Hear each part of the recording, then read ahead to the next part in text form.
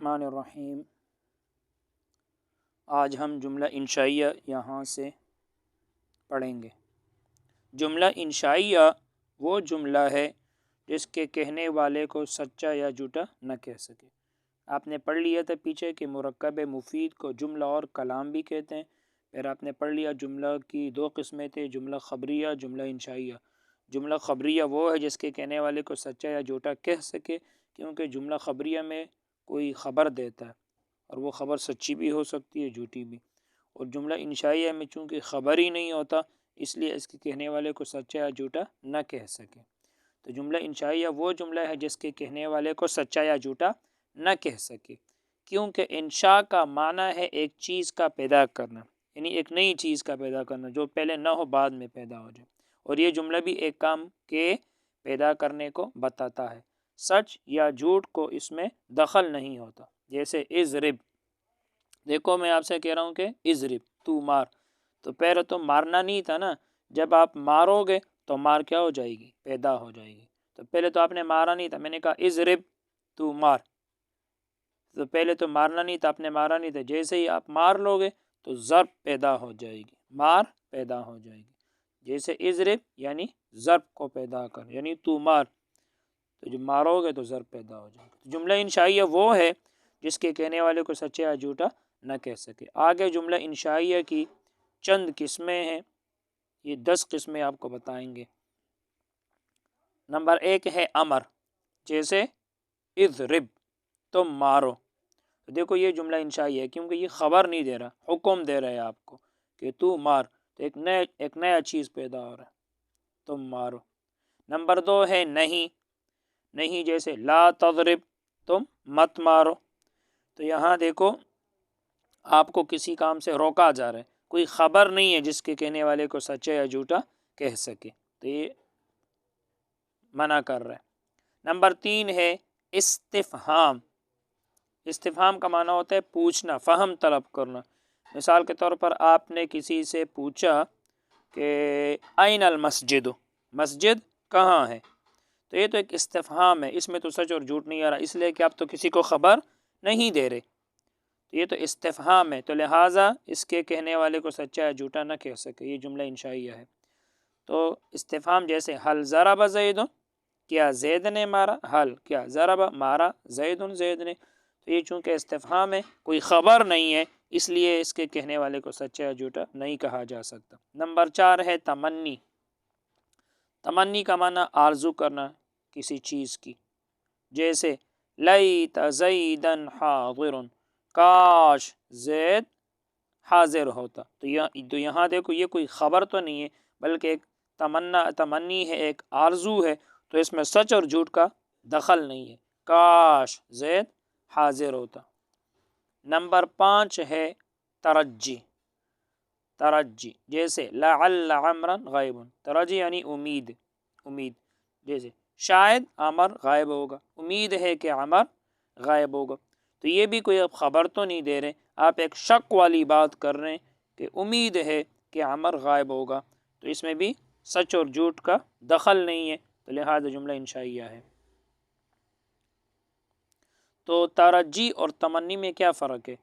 یاد رکھنا، تمنی ممکن اور غیر ممکن دونوں کے لیے کی جا سکتی ہے، اور ترجی صرف ممکن چیز کے لیے کی جاتی ہے۔ تو تمنی ممکن اور غیر ممکن دونوں کے لیے ہو سکتے، جیسے کاش زید حاضر ہوتا، کاش زید، تو وہ حاضر بھی ہو سکتا ہے۔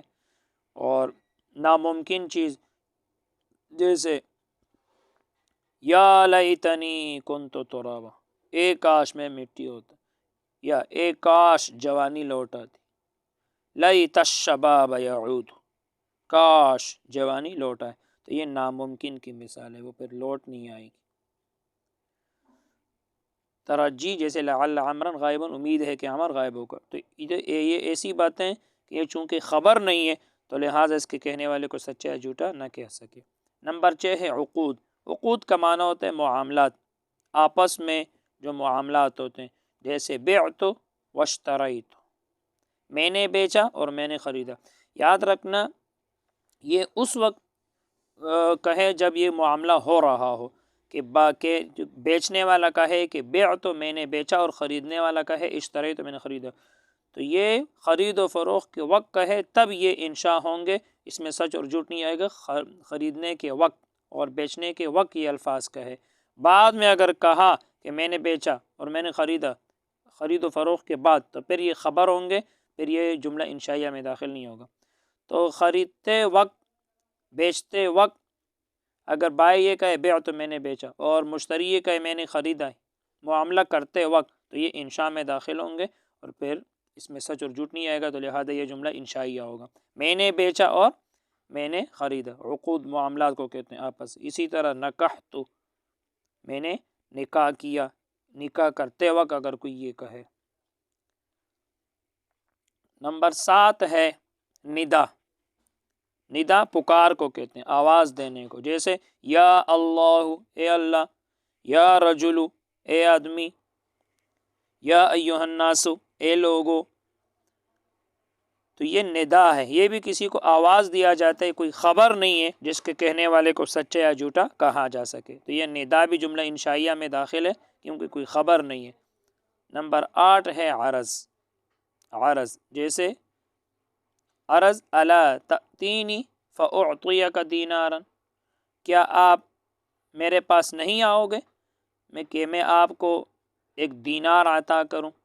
تو عرض گزارش کرنا، کسی سے گزارش کرنا، تو اس میں بھی سچ اور جھوٹ نہیں آتا۔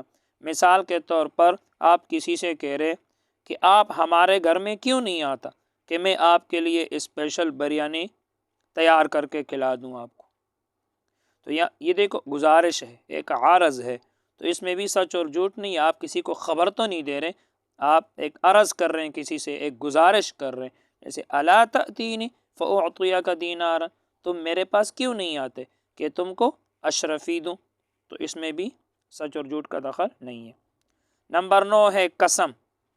قسم جیسے واللہ لأضربن زیدا، اللہ کی قسم میں ضرور بضرور ماروں گا زید کو، تو یہ بھی آپ کسی کو خبر نہیں دے رہے، بلکہ آپ قسم کھا رہے ہیں کہ اللہ کی قسم میں یہ کام ضرور کروں گا، تو یہ آپ کسی کو خبر نہیں دے رہے، لہٰذا اس میں بھی سچ اور جھوٹ کا دخل نہیں ہے، جملہ انشائیہ ہے یہ۔ نمبر 10 ہے تعجب۔ تعجب، تعجب کسی کام پر، کسی چیز پر حیرت کا اظہار کرنا، حیرت کا، یہ ہے تعجب۔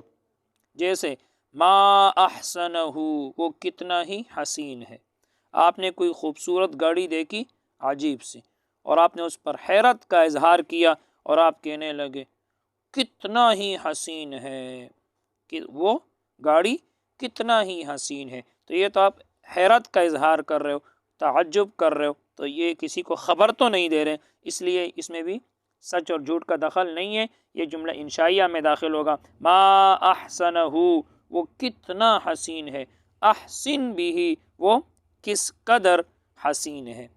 تو یہ 10 قسمیں آپ کو جملہ انشائیہ کی بتا دی، اس میں سچ اور جھوٹ کا دخل نہیں ہے۔ اسی طرح یہ بھی یاد رکھنا، جو دعا ہوتا ہے، دعا، یہ بھی جملہ انشائیہ میں داخل ہوتا ہے، دعا، کیونکہ آپ کسی کے لیے دعا دیں کہ جزاک اللہ خیرہ، اللہ آپ کو بہترین بدلہ دے۔ اسی طرح رحمہ اللہ، اس پر اللہ کی رحمت ہو، تو یہ چونکہ آپ کسی کو خبر تو نہیں دے رہے بلکہ ایک دعا دے رہے، تو یاد رکھنا دعا بھی جملہ انشائیہ میں داخل ہوگا، جملہ انشائیہ میں۔ بس آج کے لیے اتنا ہی، اللہ تعالی ہم سب کو علم نافع عطا فرمائے۔ السلام علیکم۔